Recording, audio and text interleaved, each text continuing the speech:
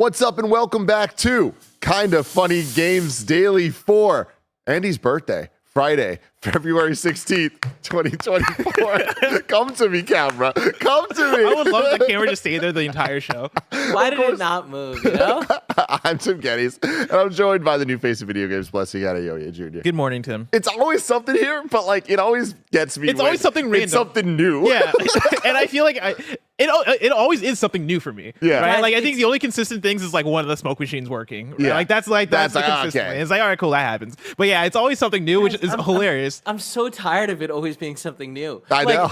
It's never that ending, man. buttons has always worked. It's That's the always fun. worked. That's the fun, man. You know, I guess. you need a little randomization in your life. Oh, It's yeah. like when Sakurai introduced tripping into Brawl. Exactly. Everyone loved it's that. Like everybody loves that. Everybody. It's like a roguelike but for podcasting. How you doing, Bless? We made it to Friday, We did make it to Friday. which means we got a weekend ahead of us, which means we get to play as many video games as we want without our mom saying shit. Is that what you think is the weekend? Yeah, As dude. an adult man, Uh-huh. at the age of what, 33? Are you Jesus? 34, 34 and a half. Yeah, like I guess I have that too, right? Yeah. I mean, my thing is I'm playing video games during the week too. Right? Uh-huh. Like I have a job where I get to just play games at work Yeah. sometimes. Uh-huh. Most a lot of the time, depending on like review season, yada yada. But like, now honestly, if I'm being real, I'm looking towards the weekend and I'm like, I don't have to play video games. That's pretty cool. I could just maybe watch a show or something. Wow. Yeah, I was watching Mr. and Mrs. Smith last Uh-huh. night. Finally made it to episode 6, I think is what I just finished. You're right towards the end. How many episodes is it? 8. Oh, I didn't know But that. bless. If I may, I'd love to pitch a show. What's that? Ted. Peacock. Roger was telling me to watch Ted. It's a lot of fun. I heard good things. Yeah. I really, really like Family Guy. It's very Family Guy-esque, but like not too much Family Guy. It's good. I highly recommend it. I'm on episode 4. I'm slow playing it. 1 episode a night. Having a great time. Hell yeah. I mean, I might make that. I might put that on my list because yeah, Family Guy is one that I think we don't look back on Family Guy fondly enough. I'm not Well, gonna say it was. here's the thing. I don't know that we need to look back because it's still going. Yeah, but this is the thing. It was a show that was so good that it just kept going and didn't become as good, but I think has maybe looped back around to being good again. From what I've heard about people Really? that watch Family Guy now. Wow. Yeah, it's like it's the same thing with South Park. Same thing with like Young Sheldon. Young Sheldon. No, we're not gonna bring Young Sheldon into this. SpongeBob, right? Where SpongeBob, I don't know if SpongeBob's good anymore, but when I was a kid, like that was the fucking peak of SpongeBob, and then it just kept going because it was so good. But then eventually, you can't be good forever. Like you can't be at your peak forever, and so that happens with all these cartoons that just keep. Look at The Simpsons, for example, right? You gotta have bad seasons at a Yeah. certain point, and I think that happened to Family Guy, and then like everybody just started hating on Family Guy because it's like, oh, it's that thing that we all liked in high school. But I'm like, there's a reason why we liked it in high school. That's because it was fucking good. Family Guy was fucking good. You don't think it was that we were less mature? I mean, yeah, but like, I don't know. I went back and watched some old Family Guy recently, and I was like, no, they had it. Yeah. They had it. They had this stuff. And so yeah, I definitely want to watch Ted. But I will say about Mr. and Mrs. Smith, I keep going back and forth on it because I started off very high, and then now that I've gotten deeper into the season and I've seen what the show is, I'm like, okay, I like this direction, but man, it is tough to see two people just argue on Yeah. like an entire for like 3 episodes of television straight. Where I'm like, this is stressful, man. Like I Yeah. feel like people get enough of this in their real life. Now I'm just watching just two people just argue about everything. Bless, Man. I love what you're saying because like I'm right there where it's like I really like it, and I think at the end I'm very positive, but I do think for like those 3 episodes it was like I'm like, this is stressful. yeah, like I like can't they just be happy? Can't they Yeah. just be happy? It's like I thought we were here for espionage, Yeah. and I'm just watching two people argue, Yeah. and I'm like, Be listen, like that sometimes. it do be like that. I do have a quick recommendation for both of you, actually. A movie that just came to Netflix that was made in 2019, but is now finally on the platform. It's called Plus One. It's Jack Quaid and Maya Erskine. Oh, Maya from Mr. and Yeah. Mrs. Smith and Pen 15, which is amazing. Okay, Tim, now it's Pen 15. Yeah, it is. It is. They always earned been it in Pen season 15. 4. Yeah, it was Penis season 1 through 3. Don't worry about it. Plus One is amazing. Great rom-com, great time. It's just a fun little movie. Yeah. But like, it's Jack Quaid and Maya Erskine just having fun, That's being been- them, being in love. You love that's to see awesome. it. Speaking of things that we watched on TV, Yeah. on our televisions, the Dice Awards happened last night. Yeah. And like I only watched the opening act because I was like, I'm here for Opening Greg and act. Stella. Yeah, I'm yeah. here for the opening Uh-huh. monologue, or do they call it a monologue when it's one person? Well, opening yeah, dialogue. Opening dialogue. I like that. I like that. I was here for the opening dialogue. That's how that works. Monologues one person, two people is the dialogue. Did you hear the applause that was happening out there just now? They just sang "Happy Birthday" to Andy. Oh, There's an crazy energy they today, did without everybody. You'll love to see it. This is great. But yes, I'm right there with you. I also watched the opening act dialogue of the Dice Awards. And shout out to everybody. Yeah. Right. Shout out to Drucker. Shout out for writing everything. Shout out to Greg and Stella for once again crushing it up there. You know. And I mean, here's the thing: the ability that Greg and them were given to say the things they're saying. yeah. You kind of love to see it. I mean, I'm somebody who I like edgy comedy, right? And like not in like I like offensive comedy sort of way, but I like when people make other people feel uncomfortable sometimes. As long as it's healthy, right? As long as they're doing it in a non-toxic way. And so yeah, like Greg and Stella being on stage and poking jokes at different people and like, you know, like dunking on certain games, but then also like, you know, being very open about, hey, this is what the industry is and let's have fun and let's celebrate. But also let's like, you know, let's get some jabs here and there. I think was hilarious. The funniest thing, the absolute funniest thing was Greg giving a big dunk on Embracer and then the camera cutting to a man that sort of resembles Lars, who's the CEO of Embracer, but turns out, And the whole internet thought it was him. and the entire And then the internet was like, him. you know what? That's not him. It's not that man. I learned in a reply to my tweet from the one and only John Vignacchi of Nintendo, who's sitting by this man, that man, not Lars. Yeah. It was Dylan Rhodes, who's like on their strategic initiatives team. But everybody saw this man and was like, oh, that's the Embracer CEO. And this is fucking hilarious. And him not actually being the CEO, for me, makes it even more funny.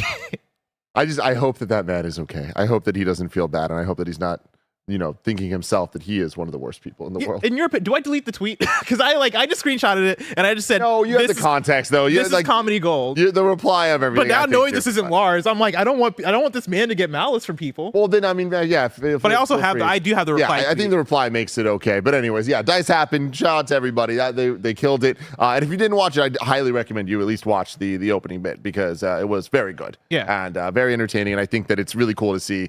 Again, everybody talks about the Game Awards. Everybody talks about what they want to see. I feel like Dice did a lot of those things. So pretty cool to see. Also, it there. shout out Paris. You got to go on stage. And present. Absolutely. Super Yep. cool. Shout out to homie Victoria Tran and so many people. Yeah. Yeah, but Kevin has up the tweet. And like just fucking hilarious when you think it's Lars. Yeah. And then when you find out it's not actually him. Yeah. Somehow even more fucking funny. Oh, man. Well, this is Games Daily, everybody. We talk about video games here sometimes. Today's stories include the Switch could launch in 2025.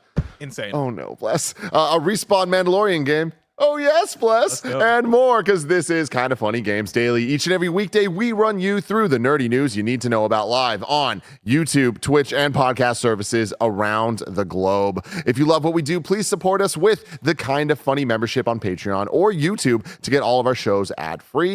You can watch us record them live, and you get a daily exclusive show. For a chance to be part of the show, you can submit your thoughts and opinions as YouTube super chats as we go. If they relate to the stories, we'll try to bring them up during the stories. If they don't, we'll try to get to them at the end of the show. A little housekeeping for you. Our reaction to the Xbox business update. It's up right now, as well as our XCast breakdown of it. You can check that out on YouTube and podcast services with the XCast.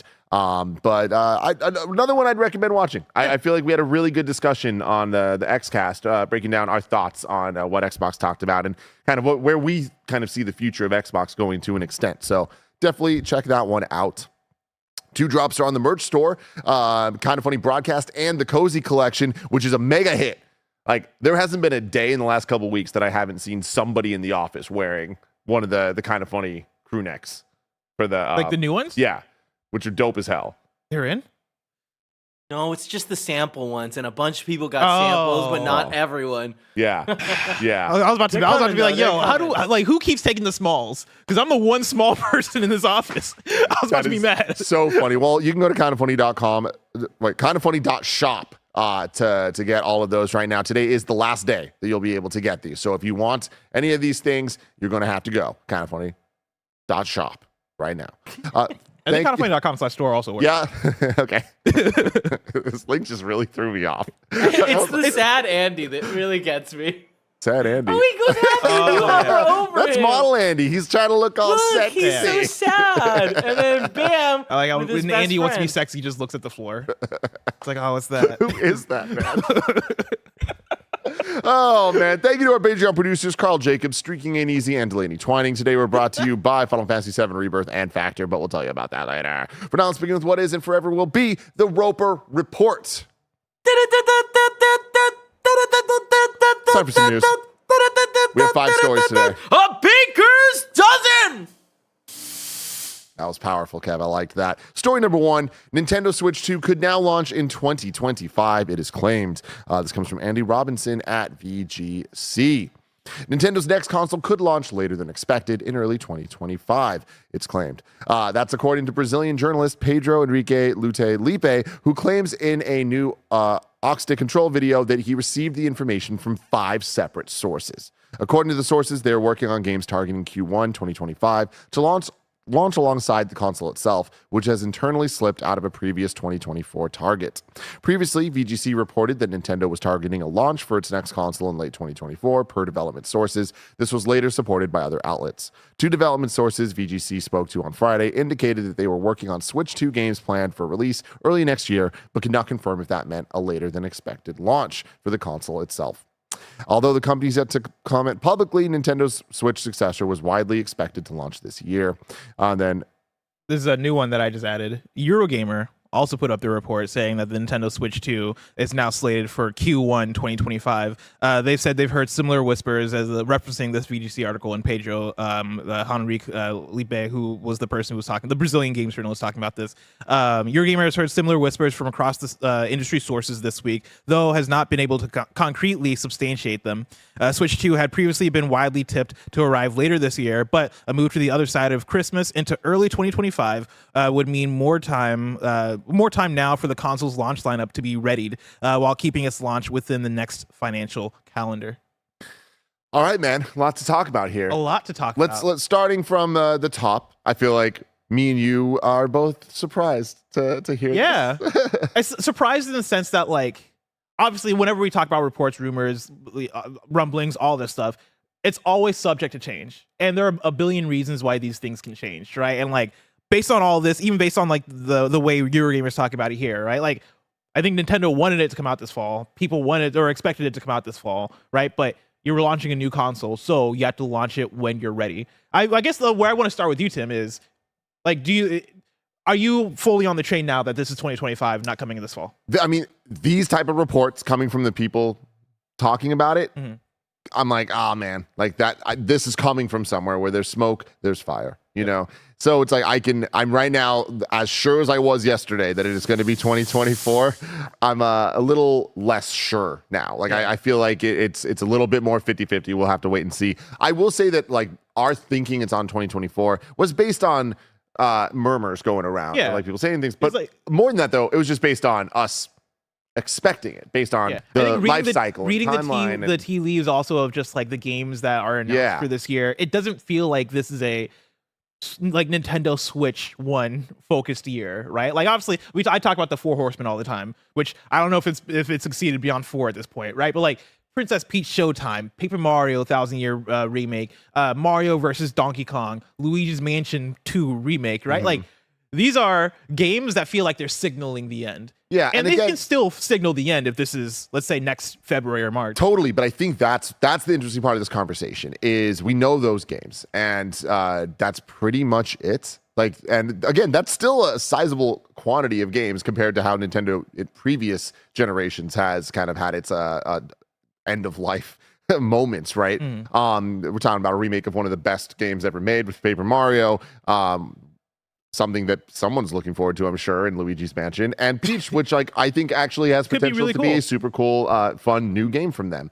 But what does the rest of the year look like? And if the Switch does come, I think we have a very exciting time. Switch 2 does come, I think we have a very exciting 2024 for Nintendo. Obviously, a new console is always going to be exciting, but on top of that, there are the expectations of what teams are probably going to be making a game for that launch, and that's very exciting because there's a lot of options that are all the big hitters, the bangers, right? Yeah. But if it doesn't come in 2024, is 2024 gonna really suck, man? I mean, for Nintendo, I think it comes down to what do you lose by having a very chill 2024, right? Like, I think when I think of other Switch years that felt like chill years, I guess the one I think of is 2020, which is that had Animal Crossing New Horizons, which carried the entire Switch on its back, right? So you can get away with that. You can put out an Animal Crossing New Horizons and think there was like one other game that came out. I think it was that Paper Mario, Origami King that came out that year as well.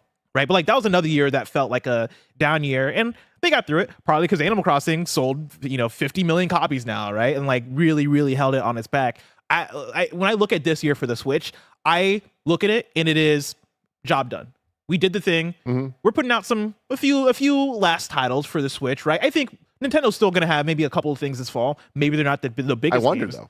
They're definitely. I think we're definitely not going to get big hitters this fall from Nintendo. But I mean, so here's the thing. I think we get small hitters. Gotta invoke the words. Metroid Prime 4.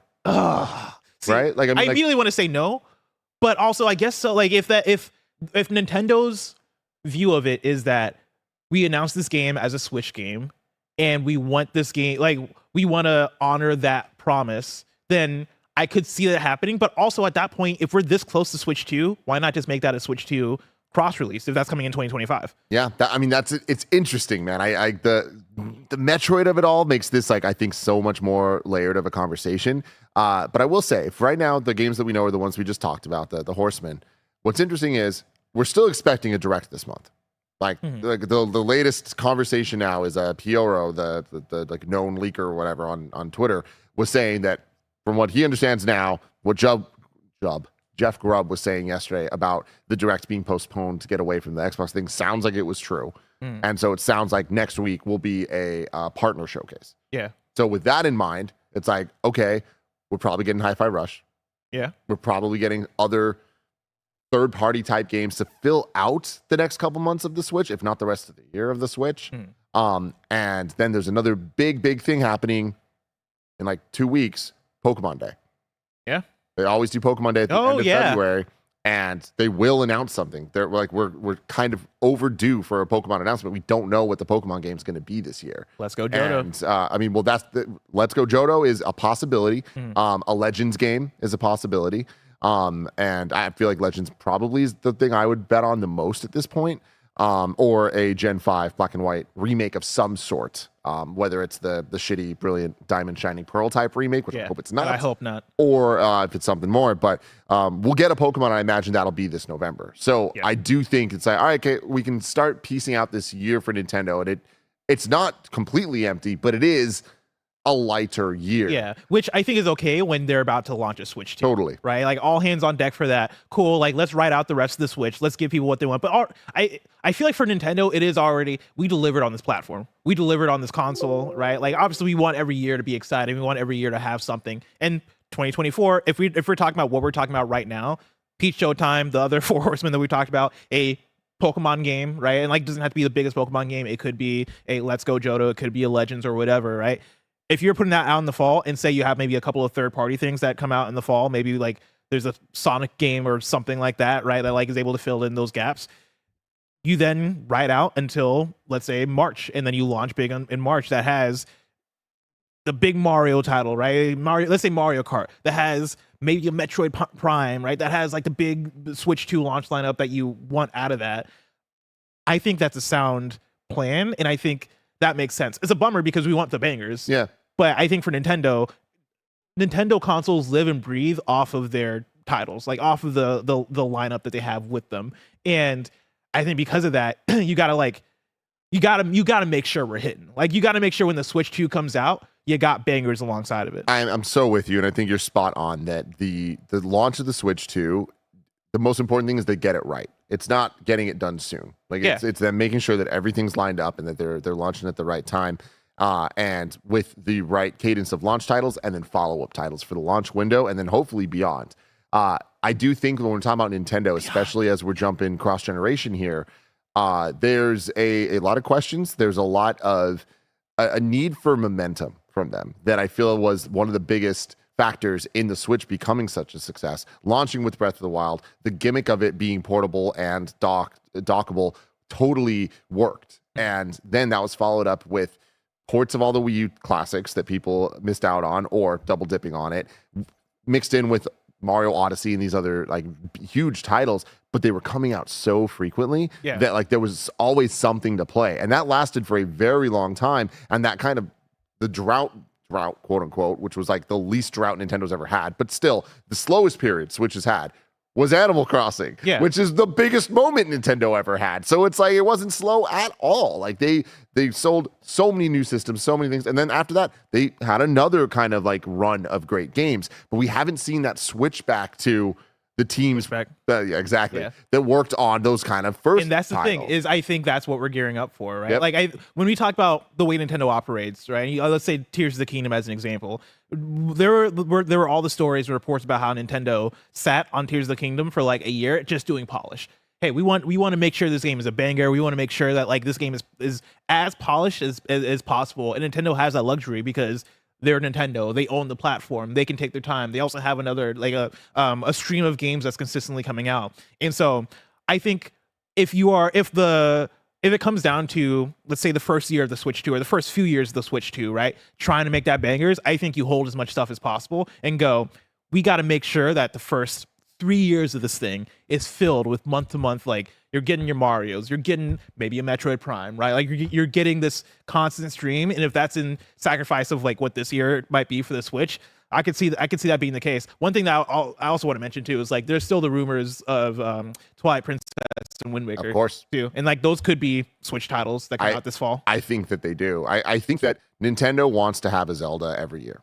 Like that seems to be for their track record. When you look back, it's like there have been, but there's rarely a year there's not a Zelda product of some sort. So I feel like with Tears of the Kingdom last year, that being such a big one, I wouldn't be surprised if this year we get the ports of Wind Waker and Twilight Princess. And I keep saying this, but I feel it in my core. 2025 Ocarina of Time remake.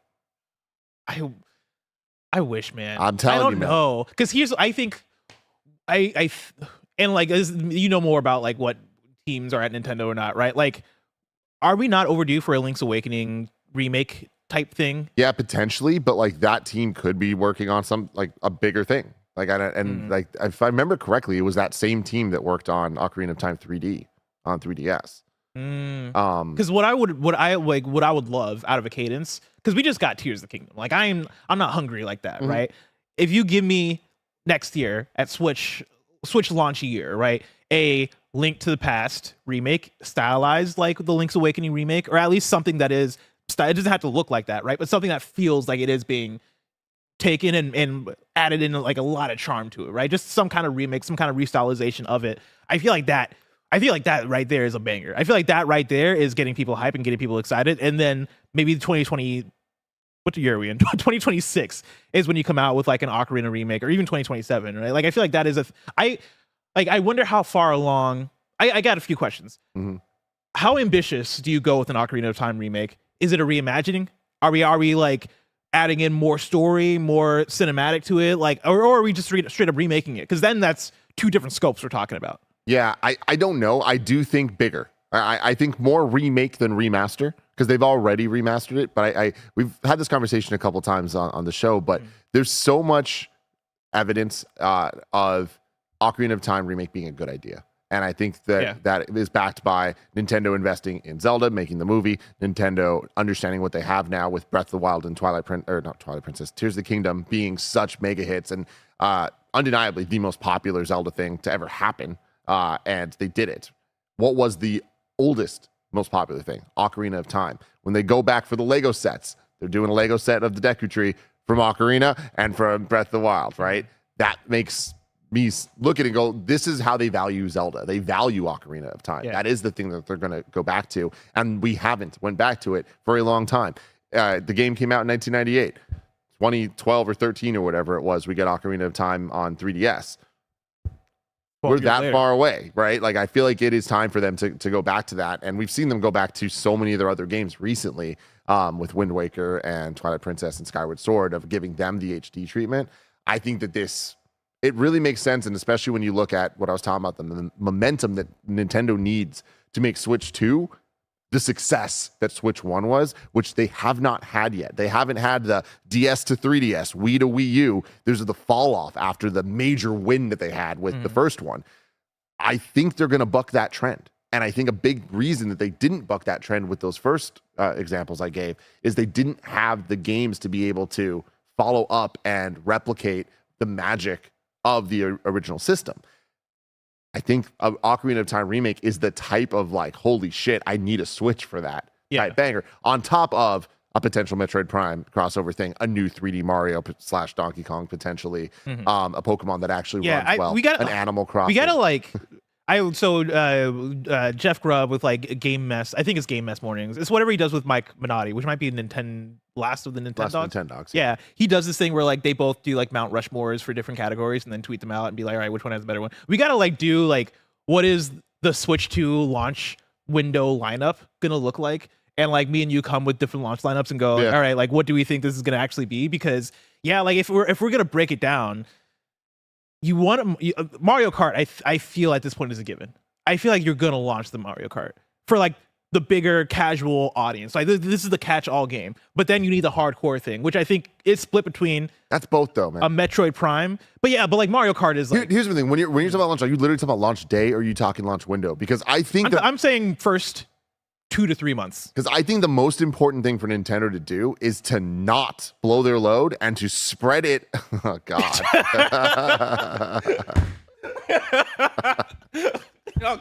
Continue that sentence. They're going to blow their what and they're going to spread what? Finish that sentence. It. You know? They got to spread it out. Jesus Christ, Tim. They got to spread it out over multiple months to create these events because that is where the Switch found success. That is where Nintendo has always found success. When Mario Kart 8 Deluxe, when did Mario Kart 8 Deluxe launch for Switch 1? Was that launch? No, it wasn't launch. It was like April or May. Like I think it was like first week of May, but it might have been April. It was 1 or 2 months after. And then they were able to kind of have a steady lineup of releases, including ARMS, which was the new IP, and then getting to Mario Odyssey, right? And it's like, I do think that level of having a couple bangers, but then having like this like mid-tier stuff, but then even having some smaller things like Street Fighter 2, whatever version the Switch had, Ultra, whatever, to fill that out. Having something to look at every month and be excited about not only is good for giving people a reason to believe in wanting to buy a new system because they're like, oh, I'll have things to keep going for. But also, it's healthier for the Nintendo Direct cycle and for the hype cycle and for Nintendo being in the conversation of having things to continuously actually talk about and get updates on, as well as announcements for whatever's next. And we're just in a great time right now where so many of the games I just said, those developers, we haven't seen what they've been working on the last couple of years. So I really feel like you need to kind of not just look at the launch because the launch needs one big game. Yeah. Well, my question is, what is that one big game? Because I'm thinking about launch year at this point, right? And like Switch 1 worked out so well because they launched with, in my opinion, the greatest game of all time, right? Like Breath of the Wild. It was the launch game. And then, they followed that up very quickly with Mario Kart 8, which is like such a catch-all. Everybody that even likes Nintendo is going to love Mario Kart, right? Like this is going to be the highest selling game until Animal Crossing comes out and surprises all of us. So like they follow up quickly with that. And then it is like, third party stuff, ARMS, they gave that a shot. And then Mario Odyssey launches later in the year. And that is such a banger ass year for Nintendo and a first year for a console. So in your mind, is Ocarina of Time remake that launch game? Like, no. I feel like Mario Kart could be, but I don't know if it is. Like Mario Kart is going to be there in the first few months. So it's interesting because I'm looking at it as strategy of like what is going to be the big launch game. I don't know. I feel like they have multiple options. They're in the best place they've ever been because I don't think that there is one right answer. I think that they have multiple things up their sleeve that they can pull off and make sense.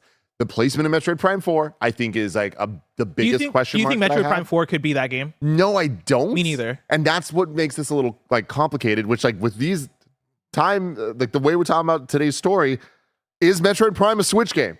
And it just comes out this year. And then when Switch 2 launches, maybe it's enhanced. But no, it's just a Switch game. And it's the last hurrah. Because if so, goddamn, the Switch had an amazing run, potentially, if things go as we assume that they're going to. But, like, I'm leaning towards that at this point. Yeah. Metroid Prime is so interesting. Because I think it could be I'm with you that I think it like Metroid Prime 4 isn't the Breath of the Wild, right? Like it's not going to be the thing that makes people get up. It's going to make a lot of us get up and buy a Switch, obviously, but it's not this like thing that every single person on Earth needs to have, right? Like Metroid Prime 4, I think is a thing that launches. If it does launch day and date for Switch 2, there's still something else that's big. Like I think you couple that with a Mario Kart 8, but also like I also don't think you do that, right? Like I think launch for Switch 2, give me a big 3D Mario day one. Follow that up, let's say in the next couple of months with, that's where, because do you do Mario Kart 8 or do you find another, like maybe that is a Zelda type thing, right? I'll say Mario Kart 8. I think you follow that up with Mario Kart 8 and then later in the year, like an Ocarina of Time remake or Metroid Prime 4. You just dropped the most banger fucking thing. You just casually do this and you casually do that. No, I love that though. But I mean, obviously that is the dream. That is the fantasy situation. But the thing is, we've had it before. It's like we know that it's possible. I'm still in the honeymoon phase of 2017. Yeah, where it was like that was basically that year. But man, look, we can talk about this for so long, and I want to because Nintendo, they have the ability to make these games and pump them out differently than a lot of the other teams and publishers and developers. I'm in firm belief that they're just sitting on a bunch of games. I think so too. Yeah. We've known that that's happened in the past, but the Mario 3D All-Stars collection, which doesn't always mean that it's going to be great. It doesn't always mean it's going to be the best version of what we want or expect from it. But I do think it means that when we look at PlayStation right now, and they're talking about we're not going to have one of our expected PlayStation mega hits this year. And we're looking at like, when are you going to get another one? Like, just because of the scale of these games, Nintendo does shit differently. And I just feel like because of that, they have more control over being able to have quality output consistently, which is something I never thought we'd get from Nintendo, but they seem to have cracked the code. Mm-hmm. So I'm interested in you talking about these launch titles. Like, I think that there's that level of, there's the hardcore game, and we're using these terms loosely. But hardcore, there's the casual, and then there's one that can serve both, right? And I feel like the Metroid Prime is hardcore, right? Yeah. The Animal Crossing is casual, and I feel Mario Kart and 3D Mario are both. That answers both. But I also it's just, we gotta like make the spectrum. I need a visual for this because like I think you're right in terms of like I think a 3D Mario and Mario Kart are both like they're both on that spectrum of leaning both ways, but Mario Kart I would still put in like the more casual side, and 3D Mario I'm putting more in the hardcore exactly side. I'm right there with you. So because of that, I think the move is 3D Mario at launch. Okay. Follow up not too long after with Mario Kart, but I don't think it's going to be as quick as we saw last time, because last time it was a port essentially. This time it's a fully new game, which I imagine they've been working on a long time, but I don't think it's going to be the next month after launch, like being realistic. Like I think that Mario Kart might take the Mario Odyssey spot of Breath of the Wild to Odyssey, new 3D Mario to that. Fill in some smaller titles throughout there. I see Ocarina of Time a year down the line after launch. And I see Animal Crossing maybe 6 months after that, or even a year after that. The thing about Animal Crossing for me Crossing, like the hierarchy has changed at Nintendo in terms of like IP and their power. Animal Crossing might take the Mario Kart spot. It might. It totally might. Yeah. My thing is with Animal Crossing is I personally believe that Animal Crossing is a game you drop when the systems are out there. That is a game that you get to like sell to as many systems as you have. I see Mario Kart as a game that sells systems. I feel like Animal Crossing might be more of a system seller than Mario Kart at this point. And there's an argument to be made there, and I feel like both will. But I think that at the end of the day, if we're talking about the numbers, I think that Animal Crossing sells more when there's just more systems at play, as opposed to selling systems for that game specifically, only that game, which I know a lot of people buy only for that game. But I'm talking about if you're trying to maximize sales of Animal Crossing, you don't put it out as a launch title on the Switch too. You put it out a year later. Because those people will buy it a year later if they were going to. They will, but also like the amount of Switches I think you could sell in year one if you have a brand new Animal Crossing that is exclusive to it. I think Animal Crossing might be the one that is like, oh, we sold 50, like I forget what the number is now for Animal Crossing, but we sold so much of it, and this is like in the hierarchy of Nintendo IP, right? Like I think Animal Crossing has risen above the Mario Karts, risen above these things too. It is going to sell this thing to the casuals. You don't think it's risen above Mario Kart? That's the thing. You don't think we can talk about those sales numbers, but look at the sales numbers. Mario Kart is still number one. Yeah, but like Mario Kart launched in 2017. I know, but like let's look at the sales numbers of them month to month currently of how they're selling. It's Mario Kart. Okay. right? Yeah, I mean, yeah. I know. Look, I'm Yeah, I not guess. hating on the power of Animal Crossing. Nintendo has something incredibly special right now that we're talking about. All of these games that are going to sell systems and are going to be, we just imagine, well received because we imagine they're going to be made right. So it's like, I'm just looking at this of like, what is the right cadence of releases to maximize Nintendo's strategy? And I don't think launching with Animal Crossing is the answer there, because I feel like they can drop that shit. They have so many magic bullets now. That is true. Yeah. God, I'd love to be in those meeting rooms, see like what the conversation is. Before we move on though, like my one question, because we talked about this yesterday with the assumption that the Switch 2 is going to drop hopefully sometime this fall, right? And seemingly it's getting more and more into 2025. One, I guess a couple of questions. 1 month, do we see it launch? Like, do we think it's going to be March like it was last time with the Switch? Because that is still in the fiscal year. Thank you, Kevin. I got to be honest, man. I'm gonna say March. This news is throwing me off because Metroid Prime is the thing that's confusing me. I just find it hard to believe that the Switch doesn't come out this year. And if that's the case, I think that Metroid Prime is the big last Switch game that is this year. And so then with that, I see it as the reset. So I think March is the earliest. And I don't think you want to get too much later than that. March seemed to work for them before. So with that being, I see that I'd imagine though that with this strategy, they want to hit 2024. I feel it, man. They want to hit this holiday season. yeah, but they Keep might the the writing might be on the wall. They might have like wanted to do that, and like somehow recently they're like, we really like we want to do it, but the better decision is to push it just based on software. And if that's the case, yeah, I think March, just because March makes sense, right? Like January, weird time, like February, I think maybe just because the Switch launched in March, it feels like it makes sense.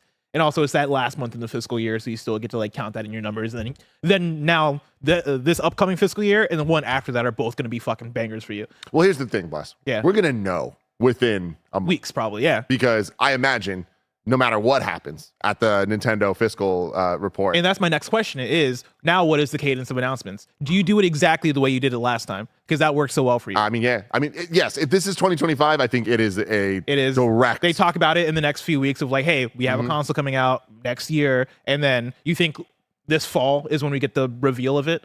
Yeah, man. And then I like think it's January next year is going to be... I would not be surprised if it's literally March we hear about it for the first time officially.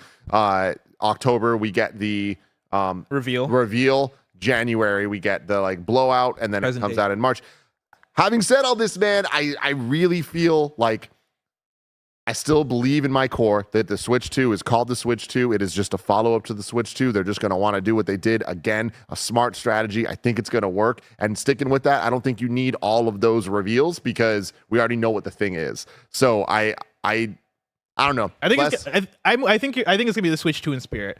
But yeah. I think they're going to call it something different. Like, I think it's going to be some Nintendo shit, man. It's going to be called the Nintendo Goliath or some wild shit. We'll see. We'll see and we'll find out. But I'm saying this right now. I'm feeling a little tingle. Yeah? 2024. Do you want a pizza bet on it? No. Okay. I don't. Because now I am like...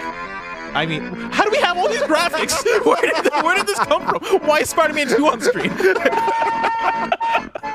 I didn't know that had an image component. I built this without anyone, seeing it. But I asked Roger what the best song for me to have as the background. No, this is perfect. So I've been waiting for people to say... this is the pizza song from Spider-Man 2. That's why the image was there. Yes. That's I've been really waiting funny. for someone to say pizza bet. And as soon as you you were said... so ready, Ken. I know. And it hurt that you said no, Tim. I think we have to do it now. I think we have to do it. For the kids. Well, that's the thing is, like, I don't feel strongly enough. Like, I don't, like, it's at this point, I might just be trying to will it into existence. Listen, I'm trying to will into existence that Metroid Prime doesn't come out this year because my fantasy critic. Oh, yeah. It's my counter pick. Yeah. So I have to believe 3D Mario is one of my picks, so I need it this year. But, yeah. Anyways, you don't want a pizza bet? I don't. Dang, I don't want. I want that pizza. Yeah. Come on, man. The graphic, the music's playing. You know what? Fuck it. Roger, put Fuck it. Why not, dude? All right, sick. I'm saying 2025. Tim's saying 2024. Let's go. Do it for the Switch. Oh man, I just got a free pizza. Oh man, if you want to support these shenanigans and Kevin finding more buttons to press, we could use your support over on Patreon or YouTube with the Kind of Funny membership where you get the show ad free. But for everyone else, here is a word from our sponsor.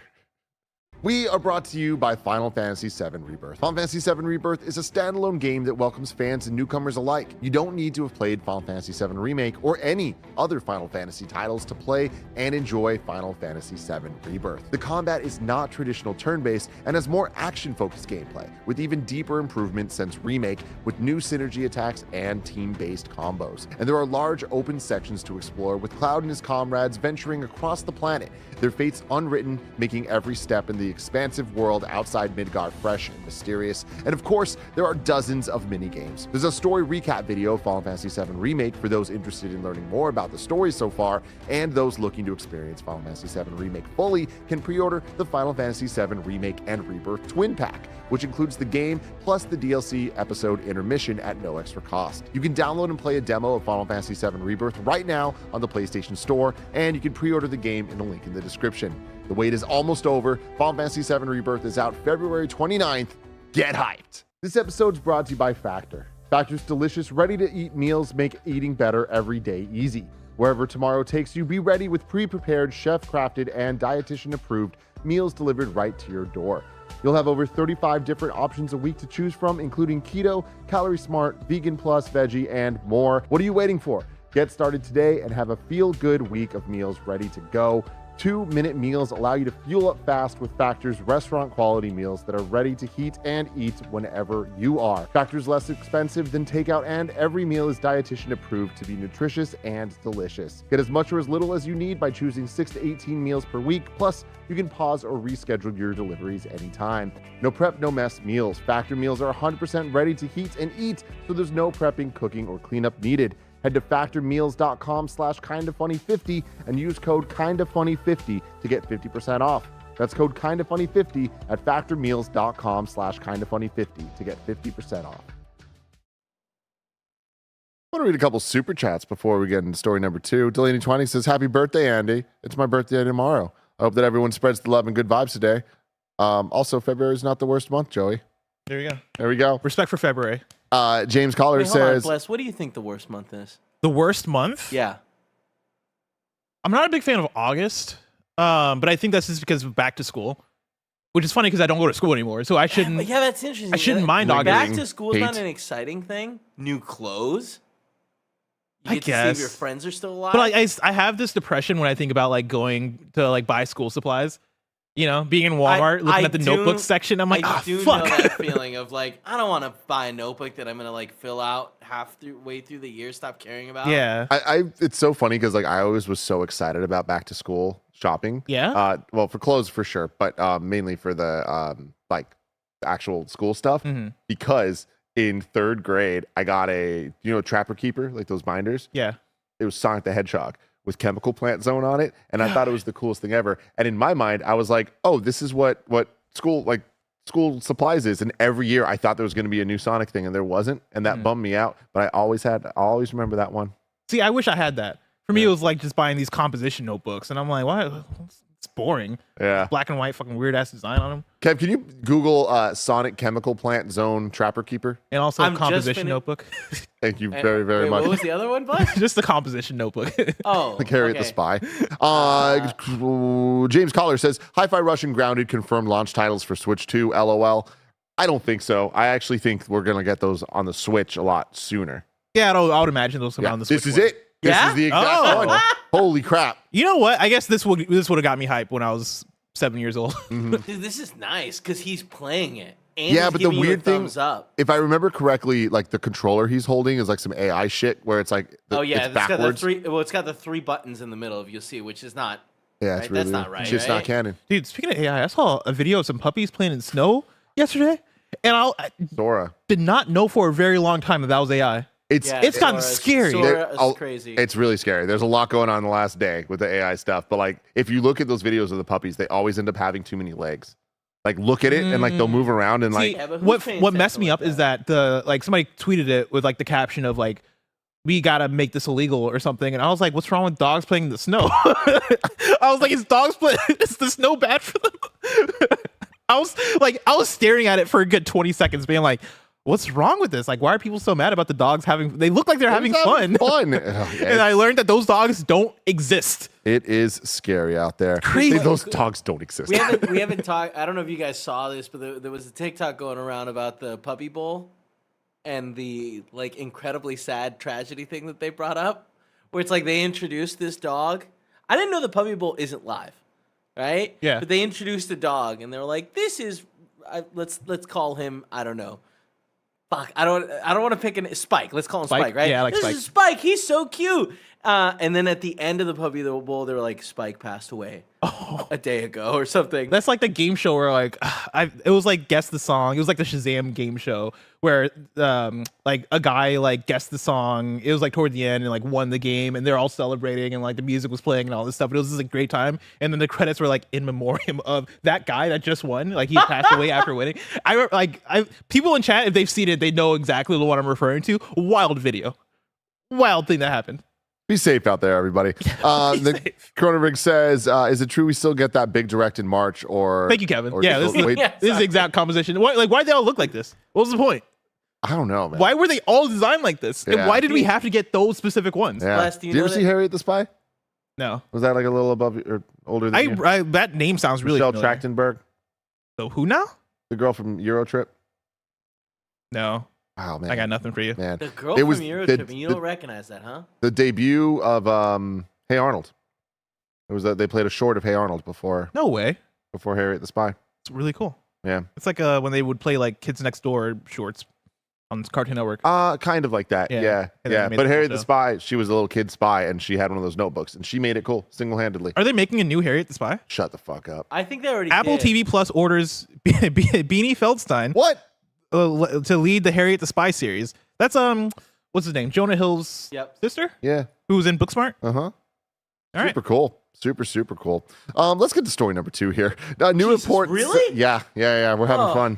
We're having too much fun. 46 minutes in. Just a New heads report up. says Respawn's developing a first-person Star Wars Mandalorian game. This comes from Tom Henderson at Insider Gaming. Hell yes. Insider Gaming sources have revealed that Respawn Entertainment is developing a first-person Star Wars Mandalorian game that is in its early stages of development. According to the sources, the game will see the player take control of a Mandalorian bounty hunter, unclear who, set during the time when the Galactic Empire is dominating across the galaxy. It's your job as a bounty hunter to capture bounties dead or alive for cash rewards. The game's high mobility has been made possible storytelling-wise thanks to the Mandalorian's jetpack, which allows the player to perform horizontal dashing, vertical jumping, boost sliding, somewhat similar to sliding down hills in Apex Legends, and as such will reward players who play in this style. For example, the player's health will mainly regenerate based on successive kills, and that sounds fucking awesome. Can they just please give us Bounty Hunter 2? You know what I mean? I mean, Is this not what you this want? kind of sounds I like mean, but, like, Titanfall Bounty Hunter. Like, come on. I just want it to be Bounty Hunter 2, you know? Yeah. I don't want it in first person. Wait, did it say third person or first? It's first. This one's first. Yeah, you know? Just give me what I want. You a third person boy? Is that why you Yeah. like Fortnite so much? Yeah, 100%. Wow. Yeah, it's I love Metal how Gear, everybody right? has like the Star Wars game that they Yeah. had on PS2. As to be expected, playing as a Mandalorian bounty hunter gives the player a wide variety of weapons and gadgets, including a wrist rocket, grapple hook, visor for tagging enemies and bounties, and more. It's understood the game will not be an open world and have linear levels taking place on a variety of different planets in the Star Wars universe. Can I get a hallelujah? Let's Let's go. fucking go. While it's unclear when the game will be released, it is said that we're still a year or two away at the very least. It's currently unclear if the game will have multiplayer experience or not. Yeah, I added a couple of tweets here from Jeff Grubb because Jeff had reported on this. I think he said like a couple of years ago. So he tweeted that out, but then he said that he wants to clarify that this is not the game that Mohammed Alavi was working on because that was referenced in his article, right? Because Mohammed left, but was working on Titanfall Legends, which was Titanfall 3 that got canceled and was supposed to have like, you know, this fast paced, all this stuff, right? But he did say while it does have Mandalorians in it, it's not, quote, The Mandalorian, the show, the game. So maybe they could call it Star Wars Bounty Hunter. Yeah. Put that out there. It could be called that. Totally. This also sounds awesome. Question for you, as somebody who's more into Star Wars than I am, because I watched Mandalorian seasons 1 and 2. Are they supposed to be that fast? Like, are they supposed to be moving like the Titanfall characters? Yeah. Because that man wasn't doing shit in that show. Well, he upgrades throughout the show and he gets more and more stuff. And Gotcha. yeah, he's all Because this sounds awesome. zopping. Like, this is exactly what I want out of a Respawn game. Mm-hmm. Obviously, because Titanfall doesn't feel like it's ever coming back, sadly. I want like a linear campaign like the Titanfall 2 campaign, because that one is such an amazing time. Give me that, and then like combine it with Star Wars, because I even though I mentioned that I'm not as big of a Star Wars fan, I really like Star Wars video games. Totally. And like the ones that I played, I usually fall in love with. This sounds like a match made in heaven. Yep. I mean, it's Respawn. They've already proven that they know how to make a great Star Wars game, and more than that, a great Star Wars product. Like and a great first person shooter. Star Wars, and yeah, exactly. This sounds like a dream to me. This all sounds great. Super excited for it. Can't wait to officially hear about it at some point. Story number 3, Bandai Namco cancels development of at least 5 games. This comes from Liv Nyan at Eurogamer.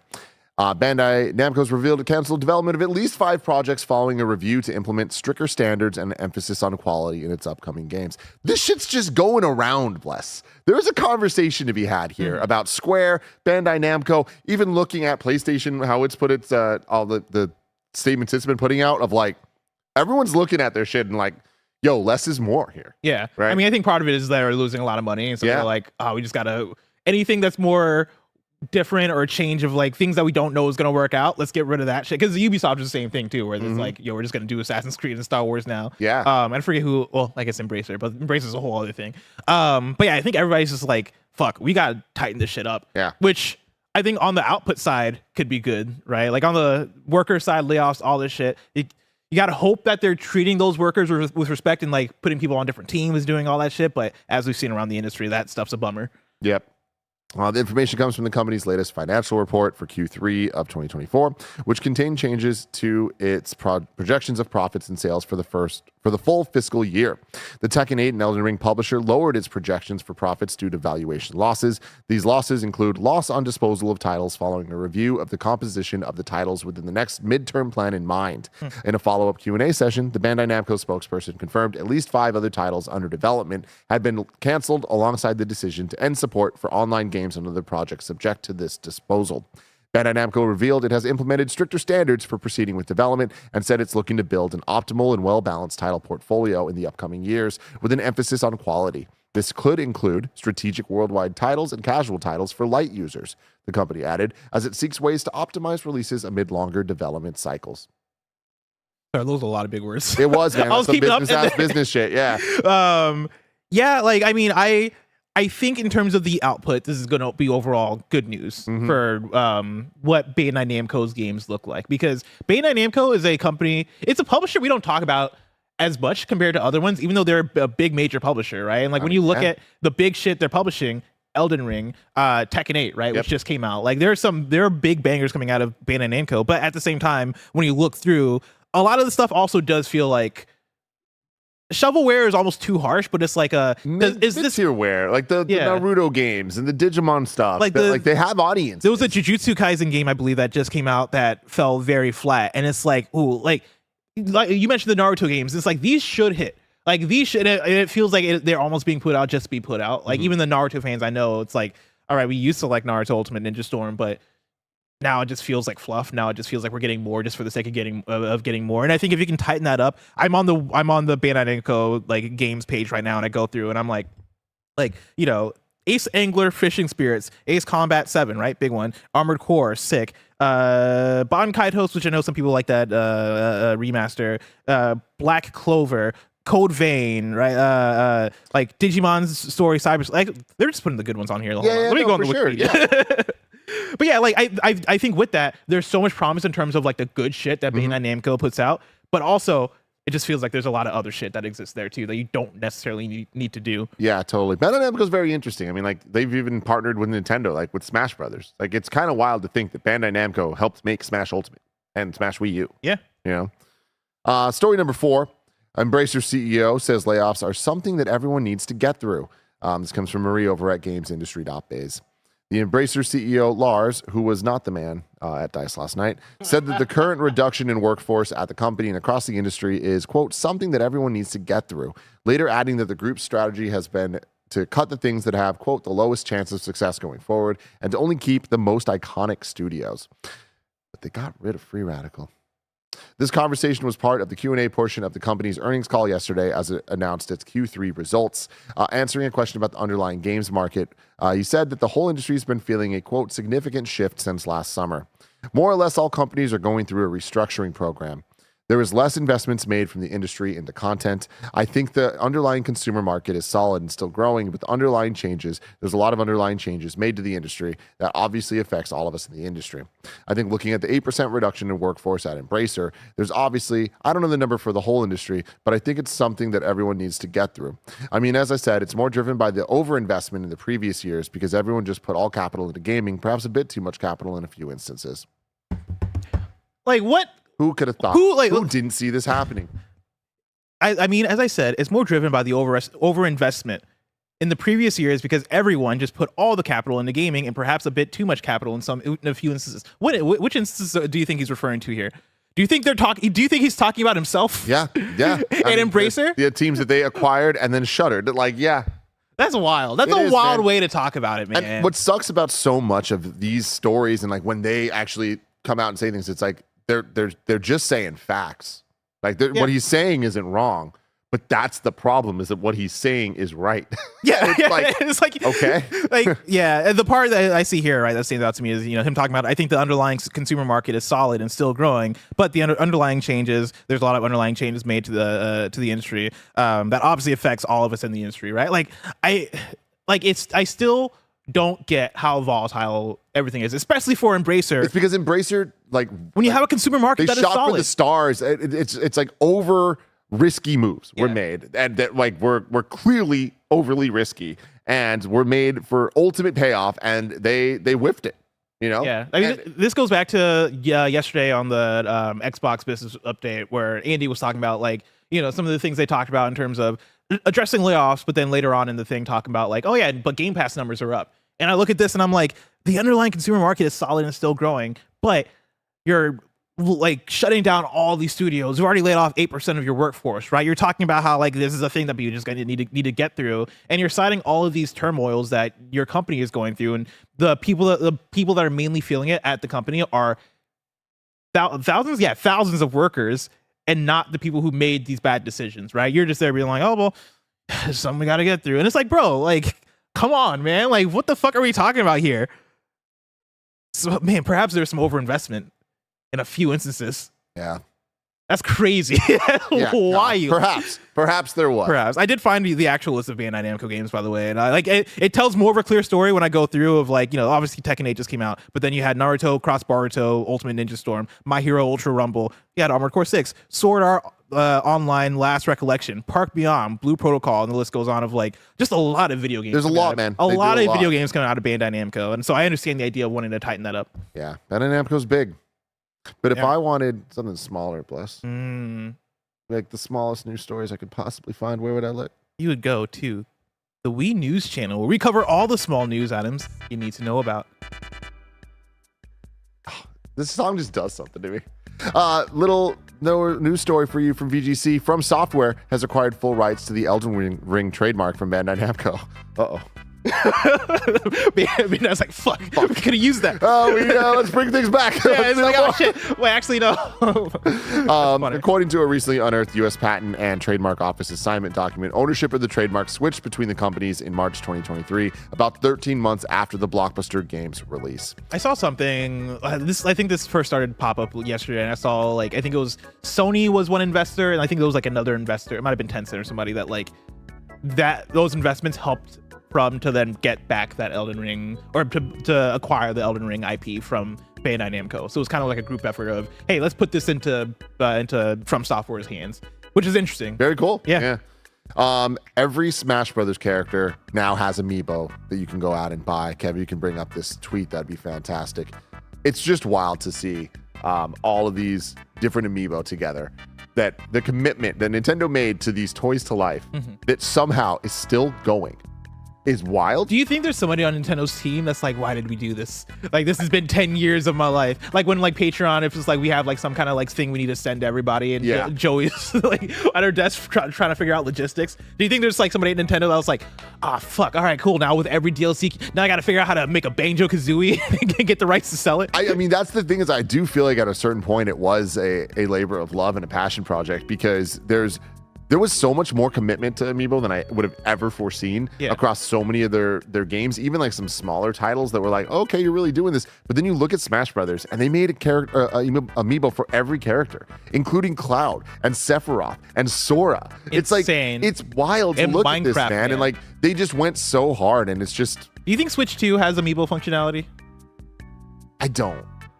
That's fucked up though, right? Actually, you know what? Maybe I do. If you have Smash Ultimate on it. Yeah, I think that they will. I think they will. But like, do you think Nintendo's like, do you think at some point they're like, fuck, we shouldn't have done this?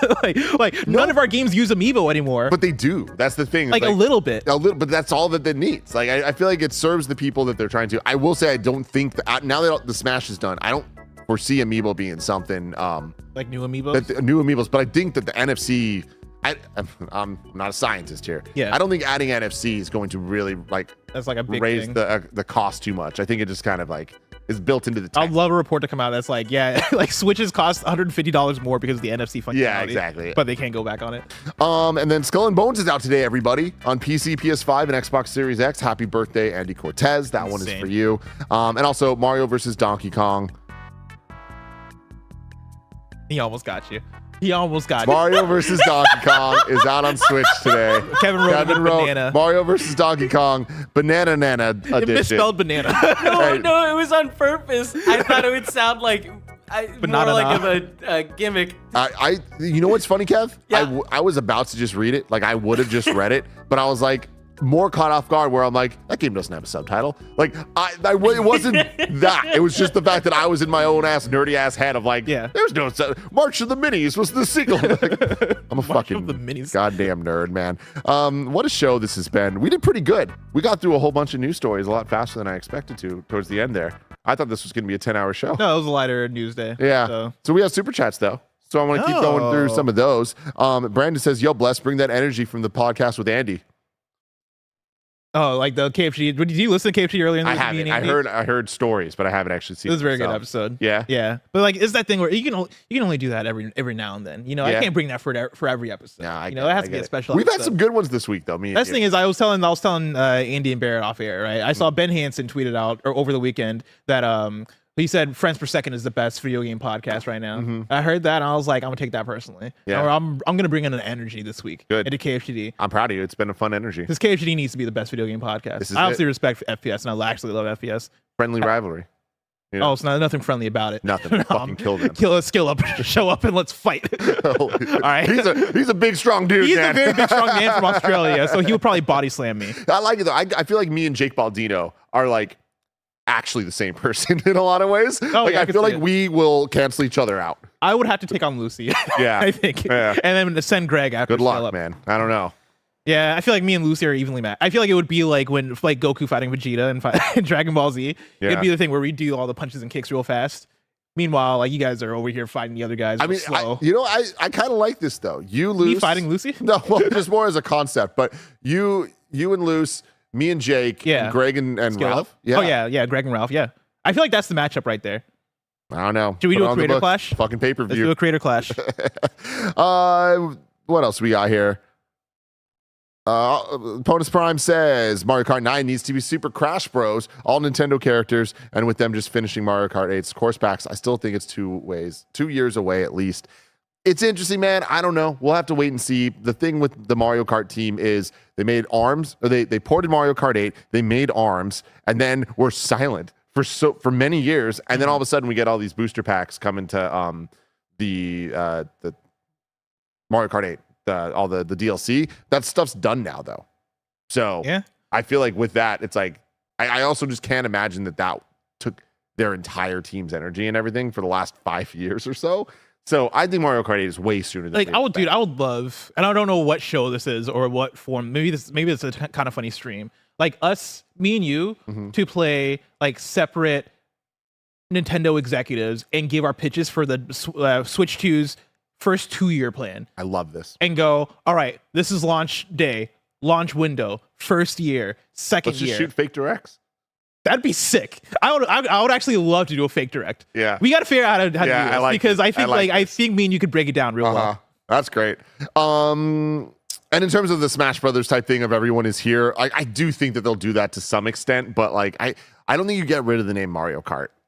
Like no matter how many times we've said Nintendo Kart or whatever, it's Mario Kart, man. Yeah, I feel like Mario Kart is the one. It's the brand. Yeah. But even Mario Kart 8, like we ended up getting Animal Crossing characters and Link and other characters. Yeah. There was a Mercedes-Benz in there. There was a Mercedes. Brendan says, huge missed opportunity if they don't call it Nintendo Super Switch. The Super Nintendo Switch, Nintendo Super Switch. I feel like the Super is the name that I would prefer the most, but that's because I'm an old man and Yeah. the Super Nintendo is very near and dear to my heart. It's the Switch 2, everybody.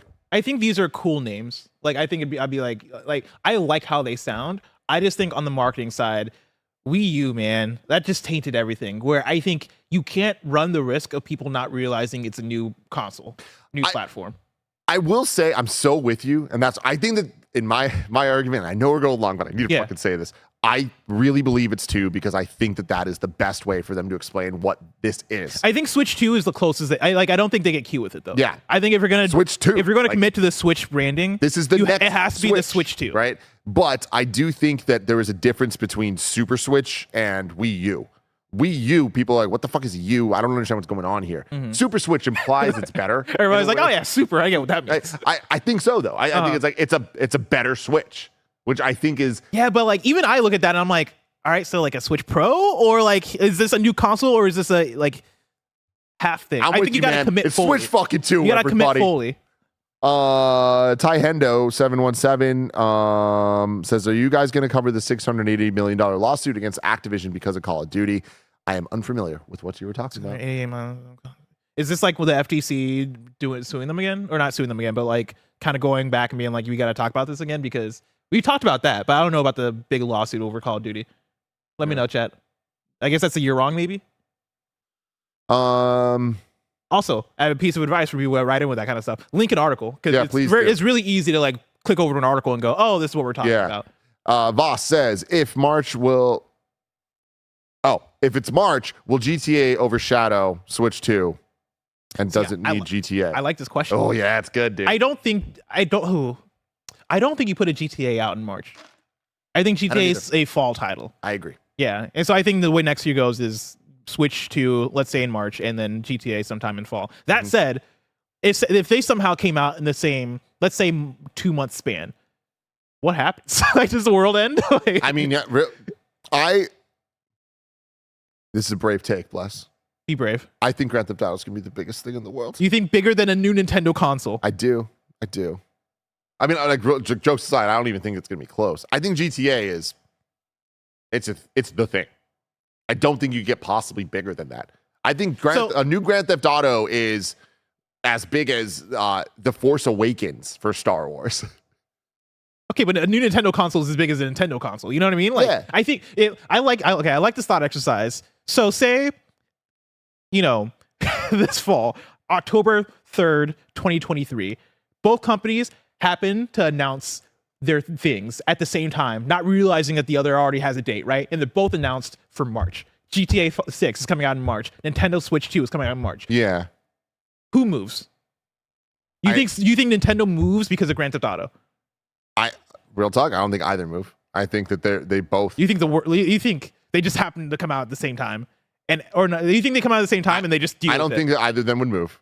I think GTA moves.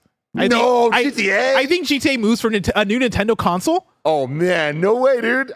First off, I just don't think either move. I think that they are speaking to different audiences and they both have the confidence of like it's not going to affect them. And real talk, don't think it'll affect them that much. Having said that though, I think any metric we're looking at, GTA wins. Really? Over a new Nintendo console? I mean, what potential argument do you have? Sales? I guess I'm just talking about like mind share and like Yeah. social media and people like owning the moment, right? I think a new Nintendo console owns the moment more than any singular video game. I don't even think there's a chance. Really? Because think about this. Like, think about what is the excitement of a Nintendo hardware. It's whatever the gimmick of the hardware is, the shiny new thing, and the software to back it up. And when you look at the shiny new thing, whatever this is, especially if it's just going to be a Switch 2, no matter how shiny it is, it's not even going to be as shiny as a PS5. So it's not like the tech itself is going to be wowing and like, holy Yeah, shit. but it's gonna have some bullshit to it. That's gonna be exciting. Remember when they announced the Joy-Cons? We were like, what the fuck are these things? Yeah, Like, but that was like- exciting. It was, but compare that to Grand Theft Auto But like, 6. but you also have brain. Like you had like what? Let's say they launch with a Snipper Clips too. new 3D Mario, Yeah. then Snipper Clips 2. They're also gonna have like the launch line. I think a new Switch hardware with, let's say, Mario through new 3D Mario plus like whatever that launch lineup looks like. Plus, I'm telling you I this think right that's now. more hype than GTA. The more we talk about this, I literally think that if we're talking GTA 6 versus Switch 2 launching with the 3D Mario, Metroid Prime, and Mario Kart, GTA still You're insane. That's still, an insane thing. Still wins. That's insane. I think the console alone is enough. I think the mind share of it, the console alone, a new Nintendo console. Grand Theft Auto. We got to poll the people. We got to go to the people. This is great. This is great. A lot of people are saying I'm crazy. Everybody's saying Tim's right. There we go. That's it. That was Super Chats. What a fun show. That's this a was. great show. Great Thank week. y'all for hanging out with us. We're about to get ready for Kind of Funny Games Showdown, one of my favorite shows, if not my favorite show to do here at Kind of Funny. If you're watching live on Twitch, you can just hang out. We'll be on the same stream. But if you're watching on YouTube, you got to make the jump to the different link. Very soon, a link will go up for episode 7, I want to say, perhaps 6 of Kind of Funny Game Showdown. You click there. 6. We'll all be here. 6. We'll all be here to have a great time with you in just a few short minutes. But until next time, I love you all. Goodbye.